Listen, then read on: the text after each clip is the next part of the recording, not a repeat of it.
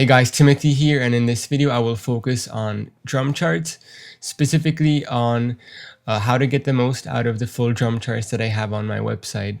So before we even get into it, I would say if you're not familiar with drum notations, this isn't really going to be helpful for you. I would start with learning the basics of drum notations, then using the notations that I have in the in-depth tutorials where it's always just the one part, so it's usually a measure long notation. And then after you're comfortable with that, that's when I would say that you can start looking into utilizing full drum charts. So if you can read notations and you are new to drum charts, I would say this video is for you.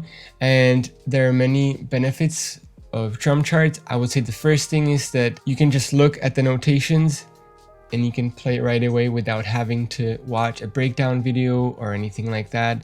So that's the first, and that's just in general drum notations, not just drum charts. But the main advantage of drum charts, I would say, is that you have the song written out from the beginning to the end. So you know exactly how many measures each part has. You know exactly where you're not supposed to play. You know where the fills come in, so you know exactly what comes before the fill and then after the fill. And so I think it really gives a lot of clarity that you can't really get with anything else. So with the drum charts that I have, not drum charts, the drum notations that I have on my website, it only gives you the part, so it's super helpful to learn the part. But then you have to obviously watch the playthrough video to know exactly how many times you play that part, what comes after that, you know, where are the fills and all of that stuff. But with this, you have it exactly charted out from beginning to the end. So even let's say that you've never heard the song before, you should be able to sit down and be able to play it fairly quickly from beginning to the end. Now let's dive specifically into Defender by Jesus Culture. So that's what I have here, and I'm gonna walk you through it and talk about all of the things that I recommend utilizing.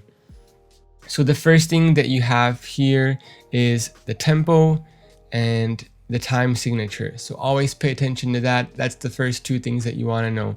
So Defender is 70 BPM and then it's in 4/4. Then in the beginning here, I want to go over labels. So for each part of the song, you have it clearly labeled so that you know exactly where you are at in the song.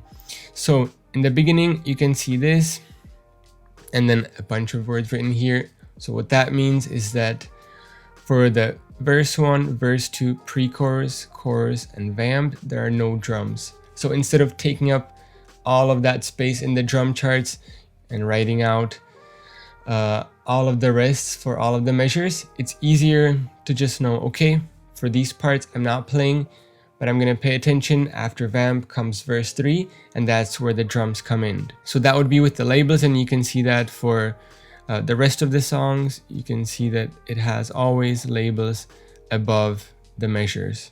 Next thing I want to talk about is these numbers that you can see all throughout the drum chart. It might seem random, but what that is when you're playing and let's say there's a part that keeps repeating, or even if it's another part, it just makes it a lot easier to have the numbers above it. So over here in verse 3, it says number 1, so that's where the part starts. So 1, this would be 2, 3, and then 4, 5. So it kind of has it there so that in your head you can count the measures and go through it and you don't get lost in it. The same way in the chorus, again, it starts with the 1. So basically every part starts with the 1, and then that way you can also count how many measures are in that part. So for example, in verse 3, you can see 5, 6, 7, 8. There's 8 measures. So that's for that section. Now, next thing is, what are these? So all that means is that you repeat the previous measure. So again, instead of writing out the exact same part, you just use the symbol, and that signals that you're going to repeat the previous measure. So you can see this is going to happen here and here. And then again, let's just jump down to the chorus. You can see that this little tom groove is gonna happen here and here again. Okay, so that's what this symbol means. Now let's move on to this. So what that means is that you're going to repeat the whole section. So it's not repeating the previous measure, but the whole section. You know where it starts because it has the same symbol in the beginning.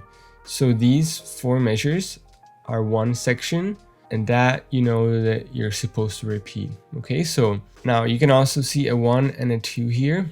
So what that means is that the first time that you are playing the section, you're just going to repeat this part because that's what it says.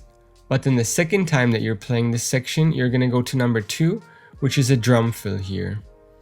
And then you're going to continue with the rest of it. So let me just look if that happens again in this song.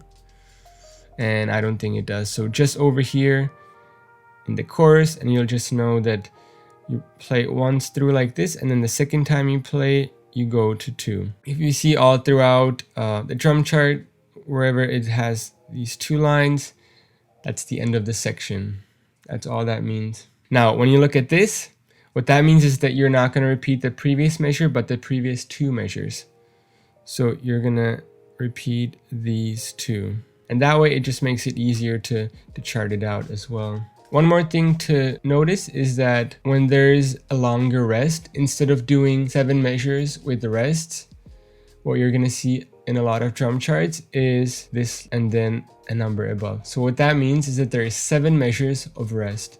So all you have to do is count. So when the bridge starts, you're going to count 7 measures, and there's going to be a cymbal swell, and then you come in with the ride hits. That's all there really is to drum charts, so it isn't anything super complicated. If you already can read drum notations and would like to utilize this tool, I would highly recommend getting familiar with it. Look at a drum chart, play a song while you're looking at it, and then you can kind of walk through it, see what the drums are doing and what the drum chart has, and then you can navigate through the whole song. And I hope that this video was helpful, and I will see you in the next one.